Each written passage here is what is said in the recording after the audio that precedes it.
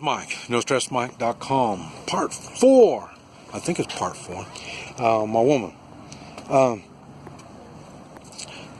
Another thing that attracted me to her is, like I say, she's got her home already. Because I know a home is a big deal to a woman. And I don't have a home. I'm homeless. So, and if I did have a home, well, that means you're going to have to give up your home to come to my home, or I'm going to have to give up my home and go to your home. So I don't understand what the advantage of having a home. And that's why I don't have a home. And I've been without a home for quite some time. Because, you know, also a hotel, when you live in a hotel, you don't need a home. So, you know, there's a lot to not having a home. Okay, so, but I say, this gal's got a home. So I know she's got a home. I know she's got a fixed income. She's been retired 8 years, so she's learned how to live on $400 a month. She's plenty happy. So why would she want to take on somebody like me? Okay. I've already explained to her that through the apps, and whenever we've been able to have a good sit-down talk with, I have a friend that speaks Chinese, and he's did the translating, and so I explained to her that I don't want anything that she's got, and I'm not going to give her anything that I have. What I will do is when I'm with her, when I'm here in China, I will pay for everything. So she gets her $400 a month. You keep your $400 a month, because when I'm not here, I'm not going to give you anything. And she can't understand how that works, and that's because I have no money. I've talked about I have no money, but I do have gold and silver. She doesn't know how gold and silver works. And she even mentioned to me, well, nobody wants gold and silver. And she's right.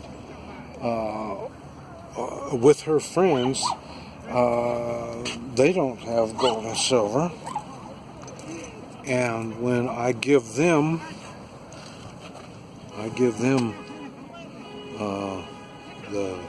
this gold coin, I give this, and boy, they're really impressed.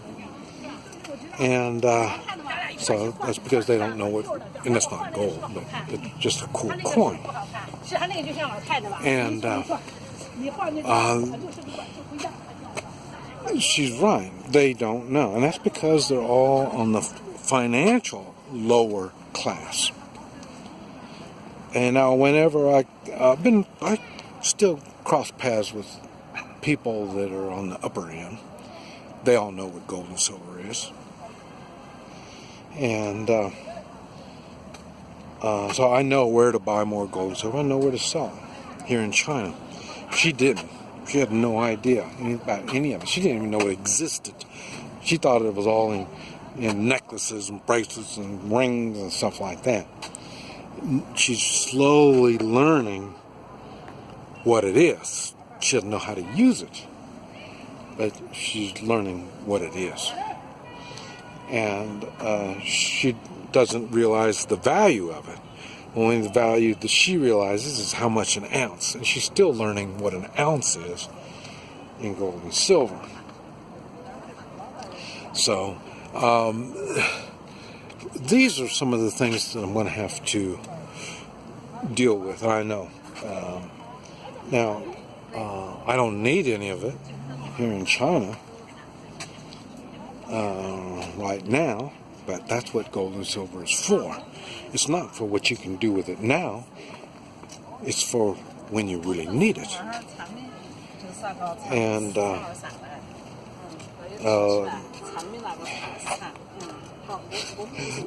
but anyway, so the gold and silver, that's her weakness. She doesn't know and understand gold and silver.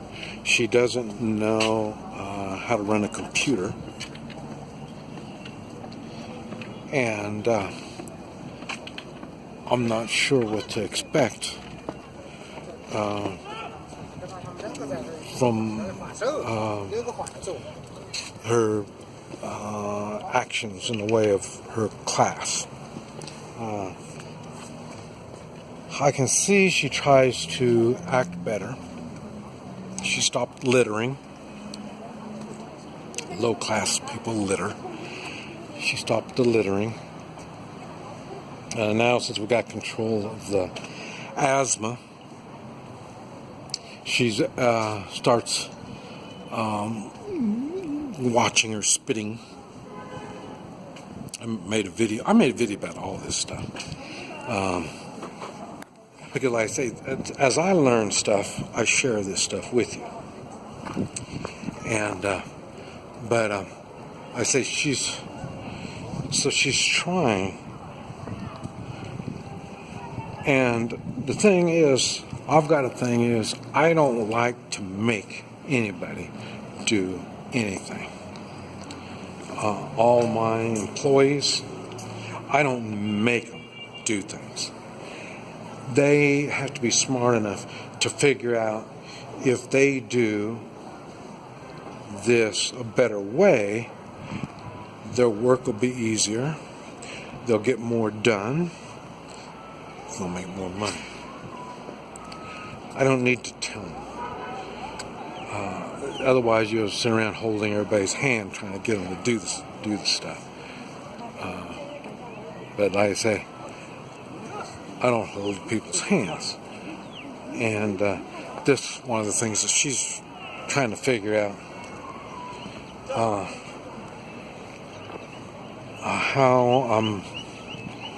How I get things done. She's starting to work with me. Here in China, it's hard, close to impossible to get anything done when you don't speak the language.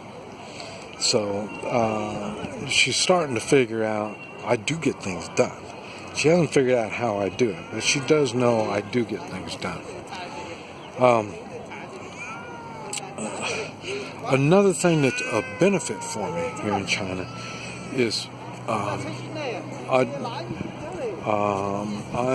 don't really look Chinese, but I look enough like Chinese where people kind of take their time on profiling me.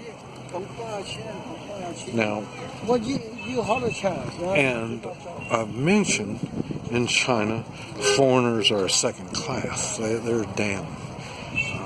They're looked down upon. And so they look down upon me, except for the people that know me.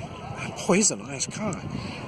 You know, so, and then that's the people that don't know, he's acting strange. Listen to him talk. He's not even Chinese, but he's a good guy. And they're always, what are you talking about? And, yeah, I know him. And, you know, and people are, so my looks does kind of help me. Every once in a while you'll see, Canadian or somebody. There's a lot of Chinese in Canada, so you'll see a Canadian come visit, and he'll be here, and they stand out. And another thing that's going for me is, like I say, my name is Michael Ma. They can't pronounce Mike, so here I'm known as Michael. And Ma, they're always shocked. What, Ma? You know. And yeah, he's Chinese, boy, you know. So then that kind of helps. Kind of helps that I'm at least half Chinese. The Chinese have a thing: if you can't speak Chinese, you're not Chinese. So, but like I say, they're real prejudiced people, and that is one of the things that. But at the same time, I think it's kind of weird, and it's what I got to watch out for. And that falls under the class thing, is being married to a foreigner. it means something, and when I say means something, it's bad and good. Some people say, well, he married a foreigner because he's a foreigner, that's why he married to him. And but I remember, I thought they're real precious people. So, and he's a foreigner and makes money, and that's why you're doing it for the money. And, so it's not always a good thing being married to a foreigner. But at the same time, it's one of these things. Hey, I'm married to a foreigner. And this is, I can tell it in her class on that. She doesn't introduce me to all of her friends. We'll meet her friends on the street, and she doesn't introduce me. I think I made a video talking about how to introduce, to others, and the value of introducing one person to another person. And she doesn't. So but like I say, I really don't care because I can't talk to them anyway. So it's no big deal. They don't introduce me when they do, and then I don't remember their name. And like I say, I can't talk to them anyway. So I don't know. And if I want to continue my life like I have in the Western Hemisphere, it's a big thing. I need to talk to them. I need to get to know them and all this kind of stuff. I'm trying not to get any work in Asia. I don't really want to work in Asia other than the Hoi Chi, the health work. I want to do health work. And now, also, we're working on me doing some English classes.